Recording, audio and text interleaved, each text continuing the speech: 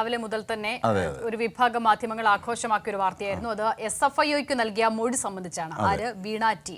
അപ്പോൾ CMRLന് ഒരു സേവനവും നൽകിയിട്ടില്ലെന്നും സേവനം നൽകാതെയാണ് പണം വാങ്ങിയത് എന്നും വീണ SFIOയ്ക്ക് മൊഴി നൽകിയെന്ന് SFIOയുടെ കുറ്റപത്രത്തിലുണ്ട് എന്നുള്ളതായിരുന്നു ആരോപണം. അതായിരുന്നു. പക്ഷേ അത് പൊളിച്ചു. കാരണം വീണ തന്നെ രംഗത്തെത്തി അതിനെ സംബന്ധിച്ച് വിശദീകരിക്കുന്നു. ഒപ്പം ഇതിൽ നാം കാണേണ്ട വസ്തുത എന്നാൽ ഈ ഓരോ ഘട്ടങ്ങളിലും ഈ SFIOയുമായി ബന്ധപ്പെട്ട് വീണയെ ചേർത്ത് കേരള സർക്കാരിനെ, മുഖ്യമന്ത്രിയെയൊക്കെ, CPIMനെയൊക്കെ അപകീർത്തിപ്പെടുത്താനായി വലിയ ശ്രമങ്ങൾ നടന്നു. തുടക്കം മുതലേ ഓരോന്നും ഓരോ ഘട്ടത്തിൽ പൊളിഞ്ഞു വീഴുകയായിരുന്നു.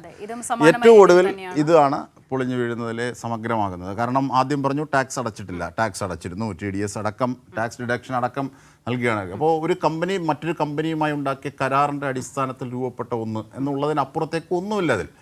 അങ്ങനെ വ്യക്തത വന്ന ഒരു വിഷയത്തിലാണ് ഇപ്പോൾ വീണ്ടും അത് കുത്തിപ്പോകുന്നത്. കോടതിയിലടക്കം തിരിച്ചടി കിട്ടി. ഇതുമായി ബന്ധപ്പെട്ട മറ്റ് നടപടിക്രമങ്ങൾ മുന്നോട്ട് പോകരുതെന്ന് കോടതി നിർദ്ദേശിച്ച വിഷയമാണ്. അതിന്റെ ഇടയിലാണ് ഈ കുറ്റപത്രം എന്നുള്ള വാർത്തകളൊക്കെ വരികയും ചെയ്തത്. ഏറ്റവും പ്രധാനം ഇൻട്രീം സെറ്റിൽമെന്റ് ബോർഡിന്റെ മുന്നിൽ തീർപ്പാക്കിയ ഒരു വിഷയമായിരുന്നു ഇത് എന്നുള്ളതാണ്. അത് CMRLന്റെ ടാക്സുമായി ബന്ധപ്പെട്ട വിഷയമാണ്. അപ്പോൾ സാധാരണഗതിയിൽ അങ്ങനെ പാടില്ലാത്ത ഇൻട്രീം സെറ്റിൽമെന്റ് ബോർഡിന്റെ മുൻപിൽ തീർപ്പാക്കിയ ഒരു വിഷയത്തിൽ തുടർ നടപടി പാടില്ലാത്ത വിഷയത്തിലാണ് അതിലെ ഒരു വാചകം ഉപയോഗിച്ച് ഈ നിലയിൽ പ്രത്യേകമായ ഒരു കേസ് ഉണ്ടാക്കുകയും അതിൽ വീണ ടിയെ ലക്ഷ്യം വെക്കുകയും അതിലേക്ക് മുഖ്യമന്ത്രിയിലേക്ക് തന്നെ എത്താനുള്ള ശ്രമങ്ങൾ നടത്തുകയും ചെയ്തത്. അപ്പോൾ അജിംഷാദ് പറഞ്ഞതുപോലെ അതുമായി ബന്ധപ്പെട്ട് ഇന്ന് വന്ന വാർത്തകൾക്ക് വീണ തന്നെ മറുപടി നൽകുകയാണ്. അതെ, SFIOയ്ക്ക് താൻ നൽകി എന്ന് പറയുന്ന മൊഴി സംബന്ധിച്ച് പ്രചരിക്കുന്ന വാർത്തകൾ വസ്തുതാവിരുദ്ധമെന്നാണ് വീണ പറയുന്നത്. CMRL നിന്നുള്ള കരാർ അനുസരിച്ചുള്ള സേവനങ്ങൾ നൽകാതെ പണം കൈപ്പറ്റി എന്ന് വീണ മൊഴി നൽകി എന്നാണ് ഒരു വിഭാഗം മാധ്യമങ്ങൾ പ്രചരിപ്പിച്ചത്, വാർത്ത നൽകിയത്. പ്രചരിപ്പിക്കുന്ന തരത്തിൽ മൊഴി താൻ നൽകിയിട്ടില്ലെന്ന് വീണ വ്യക്തമാക്കി. ചില പാർട്ടി ഓഫീസുകളിൽ നിന്നും തയ്യാറാക്കിയതാണ് വാർത്തയായി പുറത്തു വന്നത് എന്ന് മന്ത്രി മുഹമ്മദ് റിയാസും ആ വിഷയത്തിൽ പ്രതികരിച്ചു. റിപ്പോർട്ട് കാണാം. CMRLൽ നിന്ന് കരാറനുസരിച്ചുള്ള സേവനങ്ങൾ നൽകാതെ പണം താൻ കൈപ്പറ്റിയെന്ന് SFIOയ്ക്ക് മൊഴി നൽകിയെന്ന പ്രചാരണം തികച്ചും വസ്തുതാവിരുദ്ധമാണെന്ന് വീണ പ്രസ്താവനയിലൂടെ വ്യക്തമാക്കി. ഇത്തരം ചില വാർത്തകൾ വ്യാപകമായി പ്രചരിക്കുന്നത് ശ്രദ്ധയിൽപ്പെട്ടു.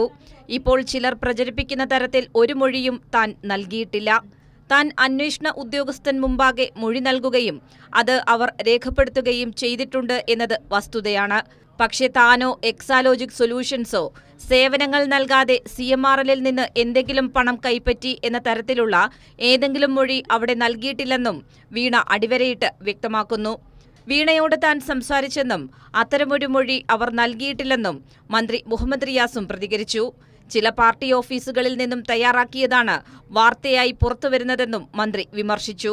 പിന്നെ ഏതെങ്കിലും രാഷ്ട്രീയ പാർട്ടിയുടെ ഓഫീസിൽ നിന്ന് എഴുതി കൊടുക്കുന്ന അതേപോലെ വാർത്തയാക്കുന്ന സ്ഥിതി വന്നാൽ പിന്നെ അതിലിപ്പോൾ പ്രത്യേകിച്ച് വേറെ ഒന്നും മറുപടി പറയാൻ ഇല്ല. അസത്യമായ വാർത്തയാണ്. അങ്ങനെ ഒരു മൊഴി നൽകിയിട്ടില്ല. മറ്റു കാര്യങ്ങളൊക്കെ കോടതിയിലുള്ള വിഷയമാണല്ലോ, കോടതിക്ക് മുമ്പാകെ. കൈരളി ന്യൂസ്, തിരുവനന്തപുരം.